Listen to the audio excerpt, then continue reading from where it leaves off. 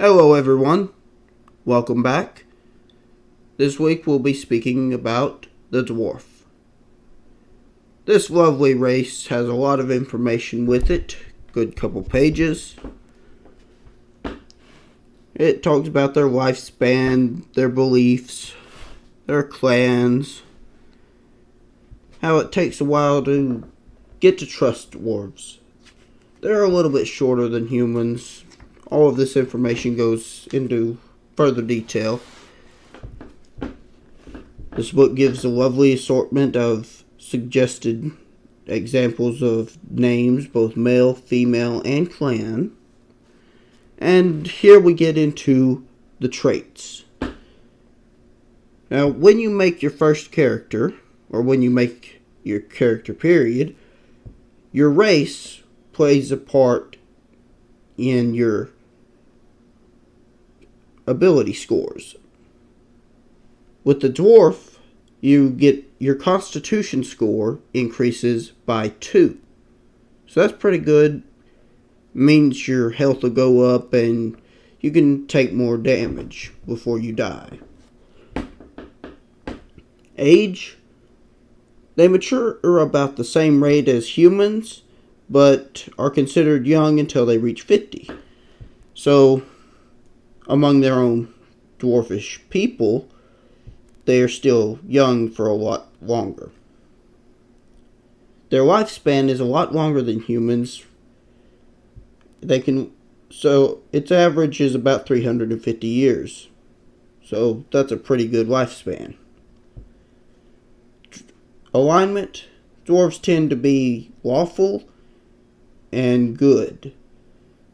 This is recommended for the race, but it is not required. Part of the fun of Dungeons and Dragons, if you want to play a chaotic evil dwarf completely against the alignment suggestion, you're free to do that. You probably have a really good backstory. Dwarves are between 4 and 5 feet tall and weigh about, on average, 150 pounds. They are considered a medium creature.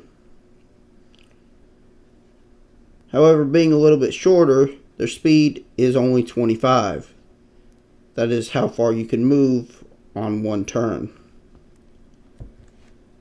So they can only move 25 feet. Dark vision. This is a feature that a lot of races have.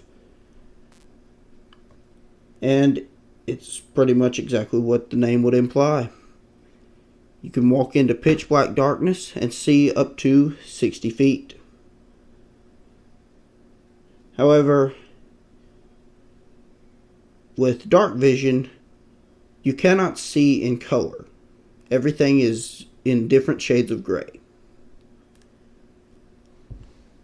Then you've got some dwarven resilience, giving you advantage on saving throws against being poisoned, and you have resistance against the poison damage type. Your dwarven combat training gives you proficiency with certain weapons. In this case is battle axe, hand axe, light hammer, and warhammer. So if your class would not give you proficiency in those weapons, you can get it from being a dwarf. You get some tool proficiencies of an artisan's tool of your choice, from smith tools, brewer's supplies, or mason's tools. So you can be a smith, a brewer, or a mason.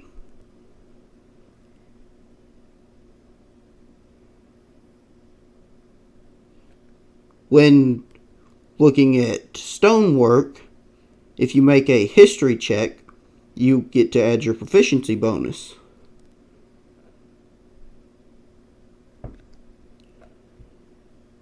Languages, you can read and write Common and Dwarvish, and it gives a description of the Dwarvish language.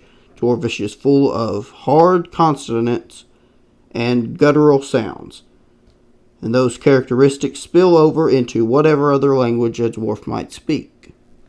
So that's really good information to help you roleplay. Subrace. So the subrace gives you a few other choices that are unique to that subrace. The dwarf has the hill dwarf and the mountain dwarf. So all dwarves get a constitution bonus of 2. But the hill dwarf is what gets an increase to wisdom of 1.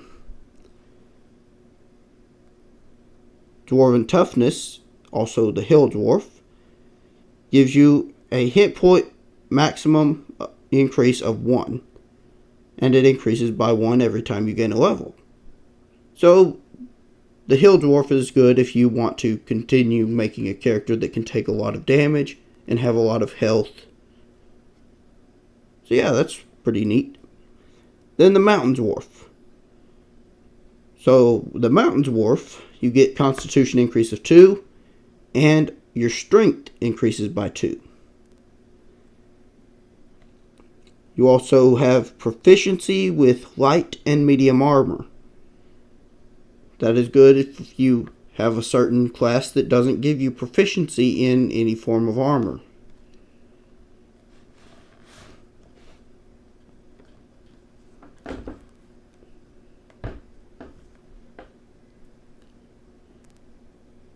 And it gives a little bit more information about dwarves.